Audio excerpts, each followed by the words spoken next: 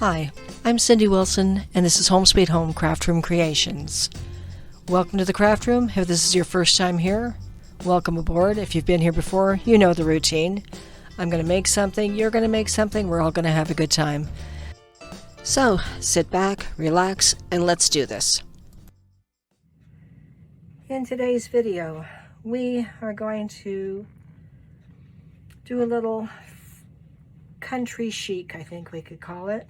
I don't know if you've seen them before, but they look like drawers, and they've been made into planters for your countertop, shelf, wherever in your home.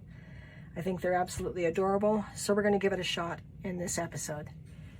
I'm going to use, to make them, a 1x6 plank.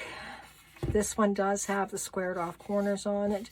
If you try this, make sure that it doesn't have the rounded corners, because it won't quite work out right as far as lining it up when you go to nail it together. Out of the 1x6, I'm going to need 2 pieces 7 inches long and 2 pieces 5 inches long. The 7 inches will be on either end, front and back, and the 5-inch pieces will be on the sides.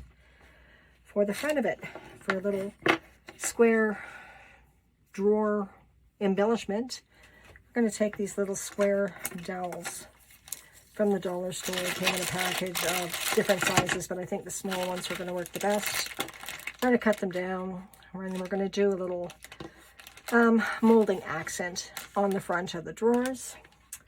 And you're going to love these from Amazon.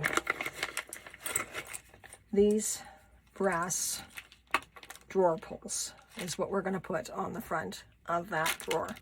I think they're adorable. I have multiple other ones to do, but we're going to start with that one first. Definitely looking forward to doing this one at some point. And these other ones came from Hobby Lobby, by the way, but this is an Amazon one here, and there was 4 of these with the attaching screw, wherever it went in here someplace, in the bag here, sorry. For $11, I'm going to say it was $11, $12 anyway, is what it was. I'll put a link to it in the description box at the bottom. If you're interested, you can go find them, order them, use them, make your own little drawers, planters, and let's get this started. Okay, we have our wood cut down to 2 7-inch pieces and 2 5-inch pieces, both from that 1x6. And we're going to have a front and back piece for the box being 7 inches long. The 2 side pieces are going to be 5 inches. We're going to take a brad nailer using 1 1/4, I believe it is, brad nails in it, and we are going to attach it with a bit of wood glue, a bit of brad nails. And if for whatever reason your nail gun, if that's what you're using, kind of bounces out and your nail does not go in all the way, just grab a little hammer and just give it a little tap in. I've had to do it in the past. I don't know if I'm not aggressive enough with my brad nailer, but I've had to do it. So here, sit back, check it out while we put this box together.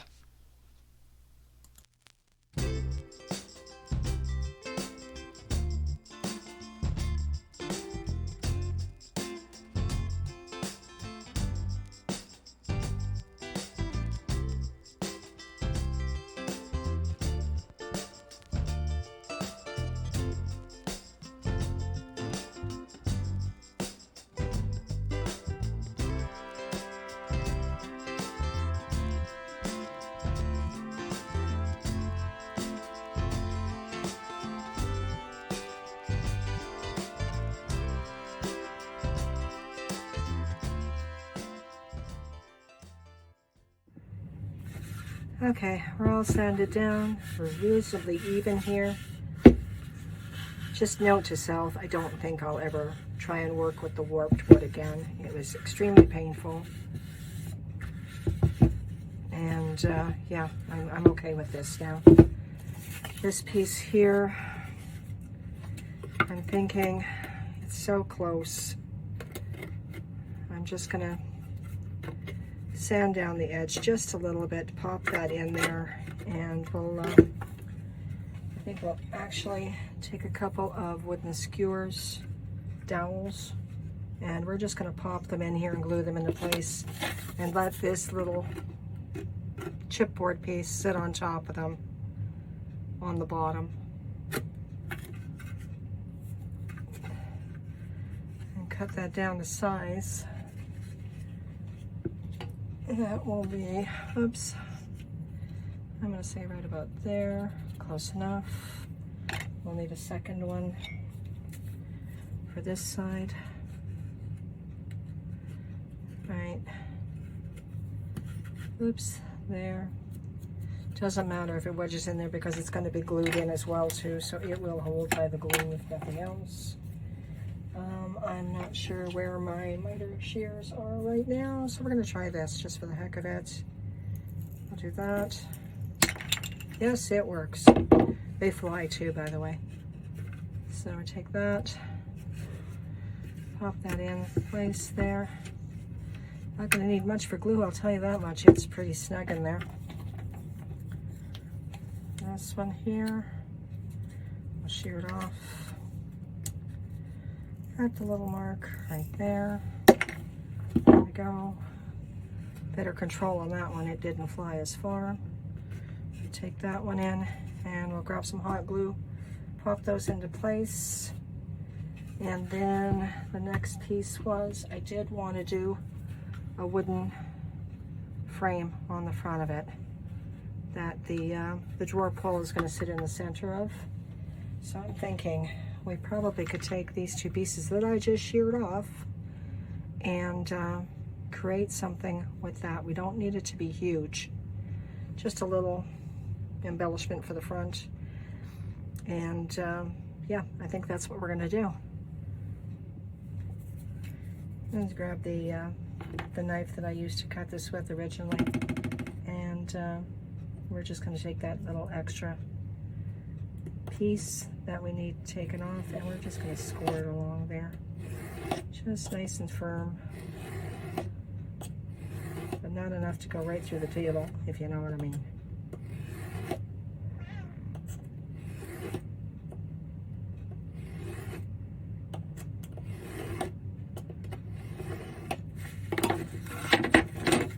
Might be able to, yeah, we can. It'll just pop off there just nicely, and there we go.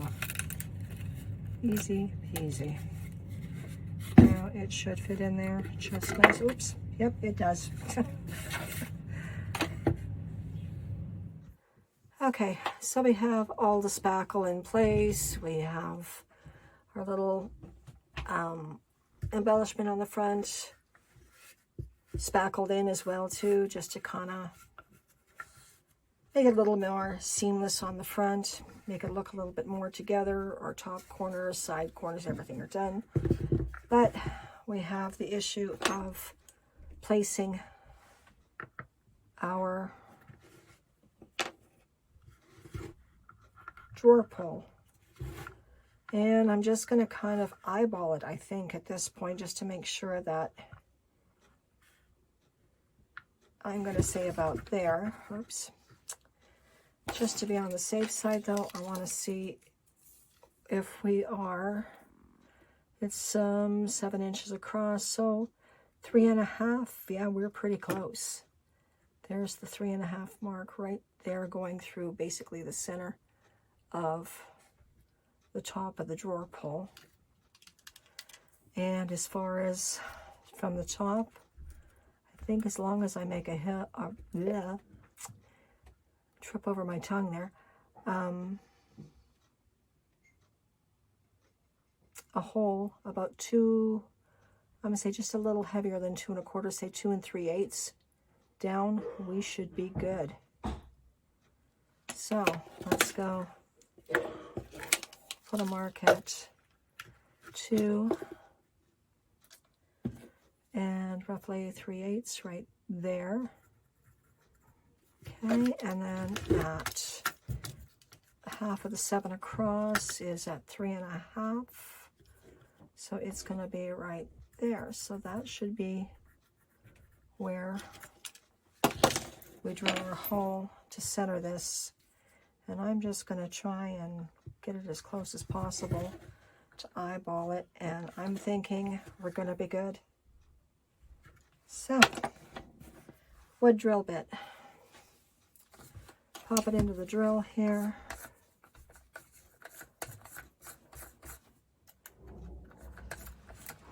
If we can get it open. There we go. Okay. We don't have... And we're just going to take it, put it on the top of our X, and work it down in there.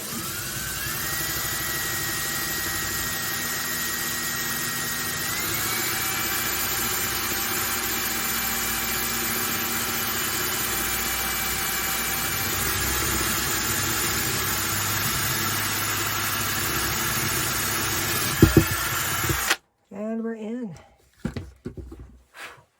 Let's just make sure that our screw fits in. Yes, it will. Life is going to be good. We're just going to dry fit this, take a look, and make sure that everything is going to fit just nicely in there, which I think it will. If I can find the opening, there it is. Well, I thought it was there.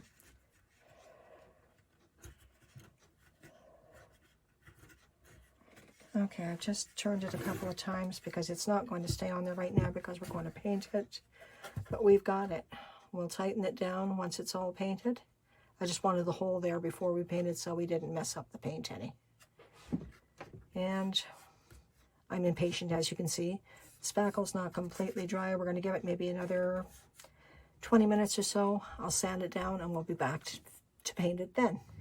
Okay, we've got it spackled, we've got it dried, we've got it sanded. It's looking pretty good. So I've got the damp cloth, wiped off any excess, maybe I didn't get it all, any excess powdery stuff. That's why I'm kind of white and chalky looking here, but I'm not worried about that. And we're going to use Rust-Oleum chalk linen white paint. And we're going to just give it the first coat. And I'm not sure, but I'm thinking I might have to use a different brush. I'm not really liking how this is going on in here. Might have to change to another brush. I'm not sure.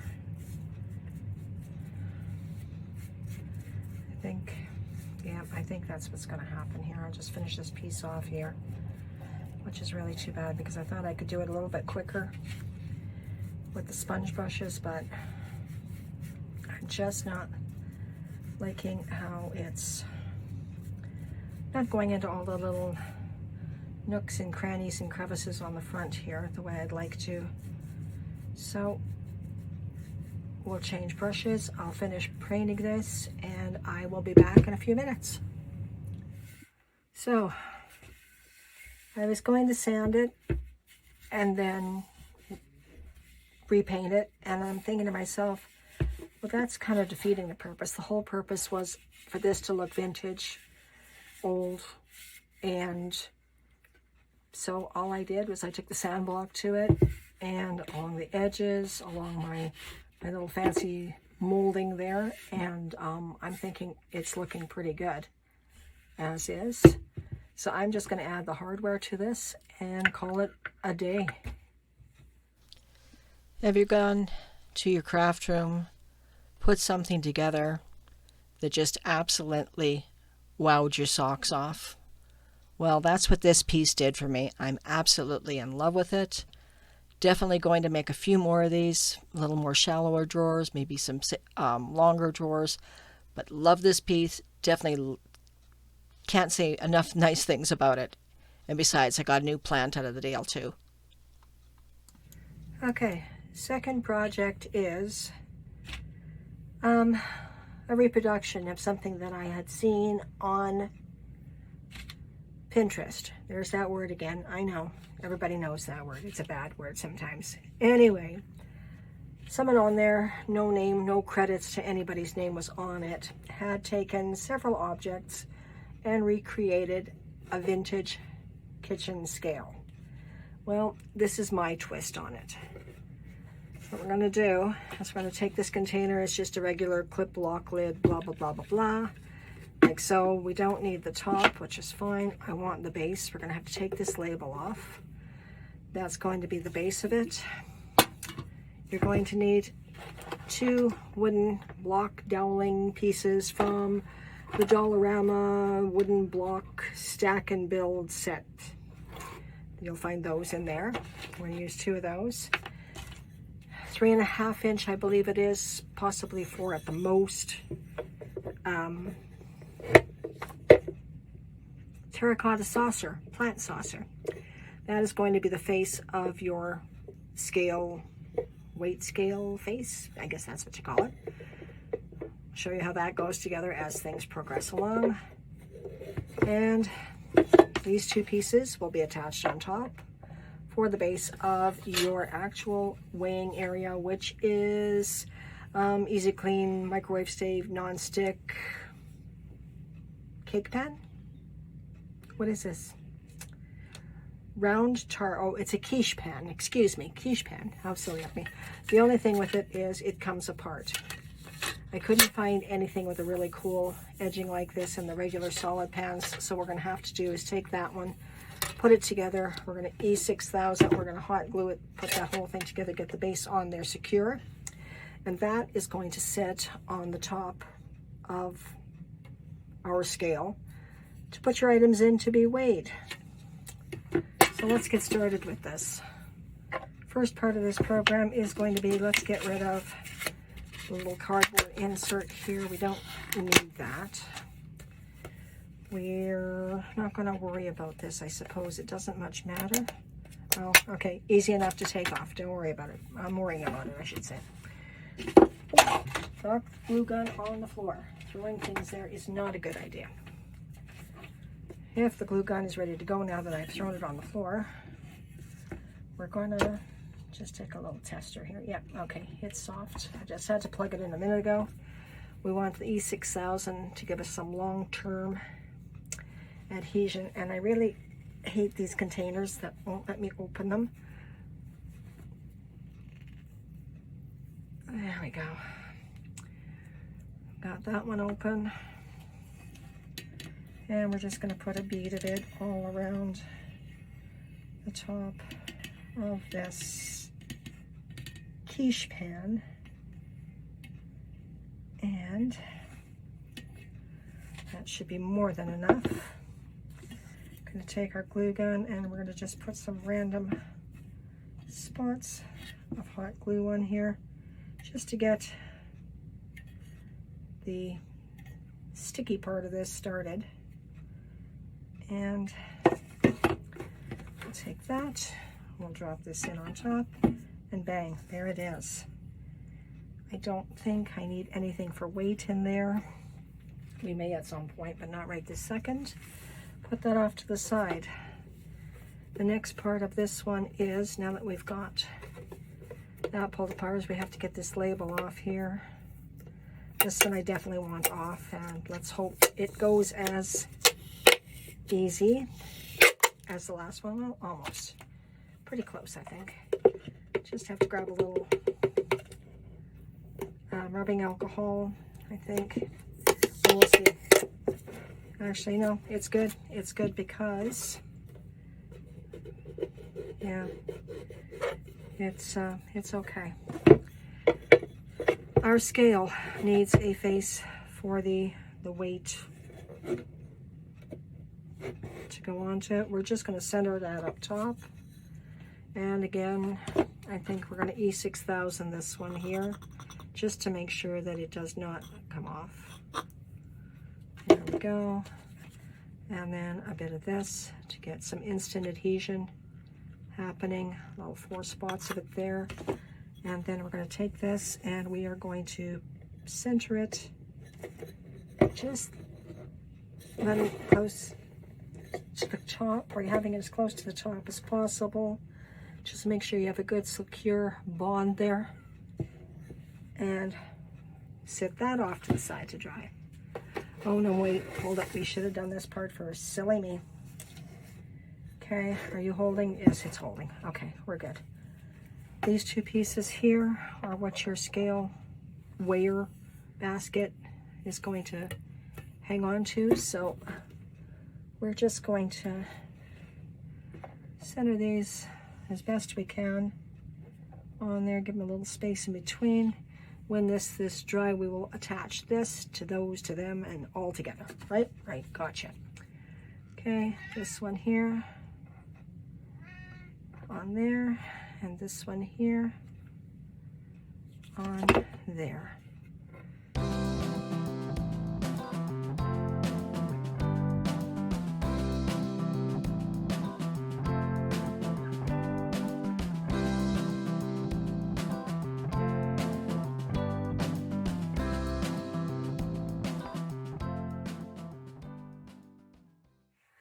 Okay, so we have the first layer sponged on.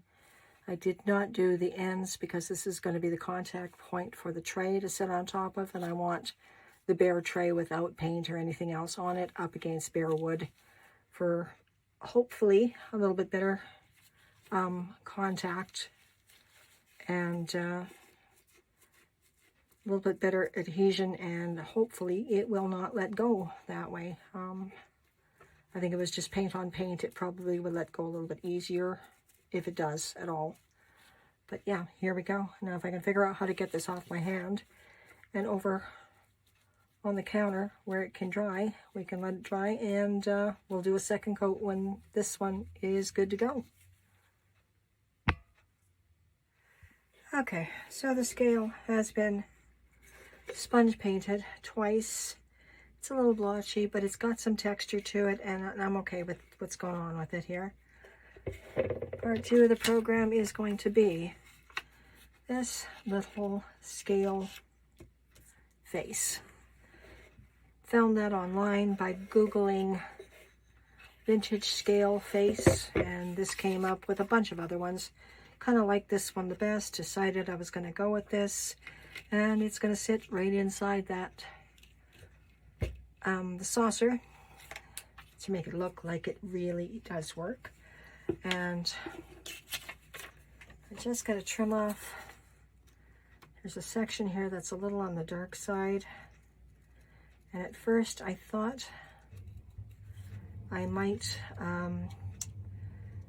paint the background black and sit this on top of it, but I don't think that's going to happen. What I'm going to do is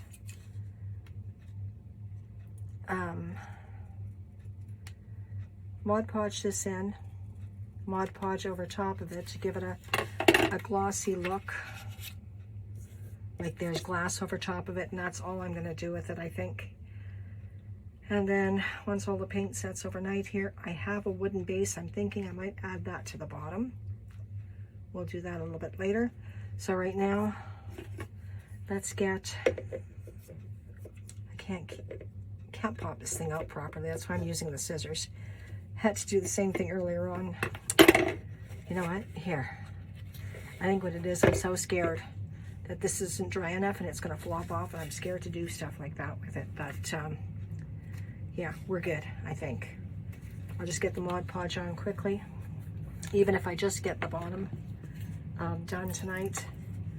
This is going to be the gloss finish one I'm going to use. And if I can just get at least this much done and let it cure overnight, I can do the surface sealer tomorrow. Just don't want to mess with this too much because I'm scared again that if I monkey around with it, I'm going to disturb something I didn't want to. And let's get you over just a smidge. There we go. Okay, I got it in. It's slightly tilted to the one side, but there isn't much I can do about it. So I'm just going to kind of seal over top of it really lightly and let it sit overnight to dry. Well, here it is the next day, and well, I ended up cutting another dial piece and putting that in and letting that dry. It's dry now. I did it earlier this morning. And then I did a dry fit on the cake pan that I'd had for the top of this, and the quiche pan, sorry, not the cake pan. And I decided it's too big, it's too bulky. So plan B is this saucer is going to be the new top for the scale. All I have to do is paint it black and then attach it. And another little embellishment for the scale is the wood round that I was going to use possibly on the front of that wooden planter drawer. Well, I painted it and I went, you know, I kind of like that on the bottom. It kind of gives it a little extra something. And then, I don't know, at some point it ended up in this position. And I went, yes, definitely more so this than the other way. So I'll be attaching that to the bottom as well. So yeah, that is where we are with this. So I'm going to get into this. I'll get this painted and then we'll put it all together. Let me tell you, this is another wow your socks off moment for me. Absolutely in love with this one too. It's just wow. That's all I have to say. I'll have to take a look, see if I can find the inspiration piece for this, but this is nothing like the one I saw online. I hate to say it, but I think I like mine better. But so maybe I better not put the other one online either, just to keep that secret between you and me. In keeping with the country decor theme, we are going to take a clay pot, saucer, two together, and we're going to make us a little country rustic candle holder. Easy, straight to the point, no muss, no fuss. The only thing is I couldn't decide whether I wanted to do sage or white, and I went, let's go for the sage. Do so much white pieces with the country decor that it's kind of too repetitive. So let's just do a little sage here. We might even get into a few blue things as well too, which I think would be really cool for a change. But we'll figure it out as we go. I'm going to try and put together as many pieces as possible in this episode. All country decor themed, or rustic vintage country decor themed, and hope you like them. I got this looking pretty good. This needs to be done yet, and redo the inside on this one, and then that one is good to go too. I'll get those painted up, we'll let those dry overnight, and we'll carry on tomorrow.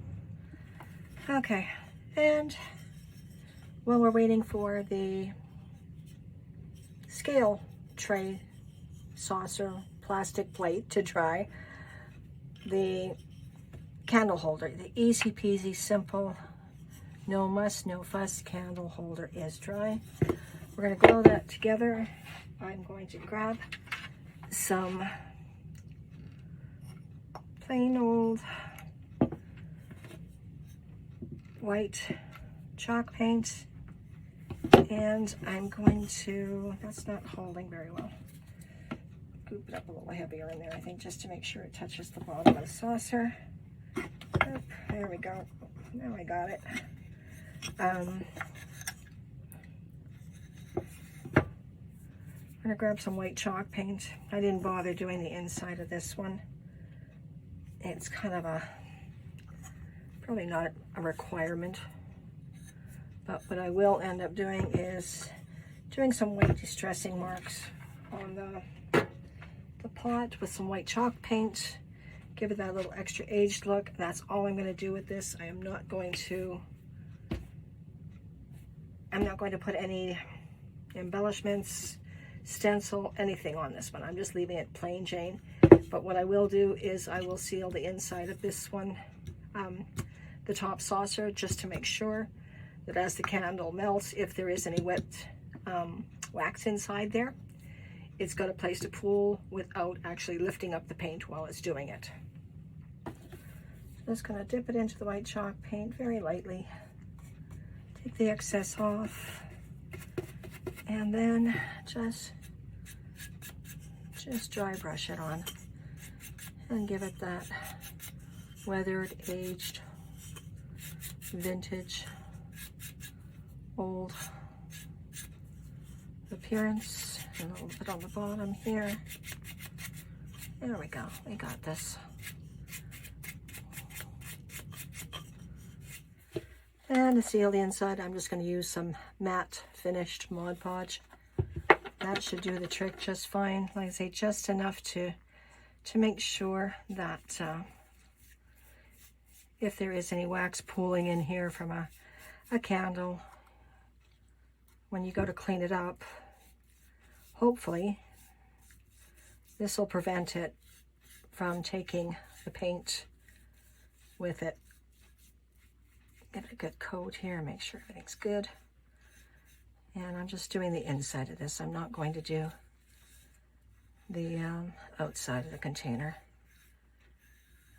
Well, this simple little candle holder with its little Easter rabbit candle that I'd made in a previous video sure packs a punch. It was quick, easy to the point. Really love this one. And yeah, what else can I say? I hope you like it too. And speaking of liking things, I'd like to do a few more farmhouse crafts. Let me know in the comments what you think of the idea. And if you enjoy the idea, I'll probably see you again. Take care until next time. Bye-bye.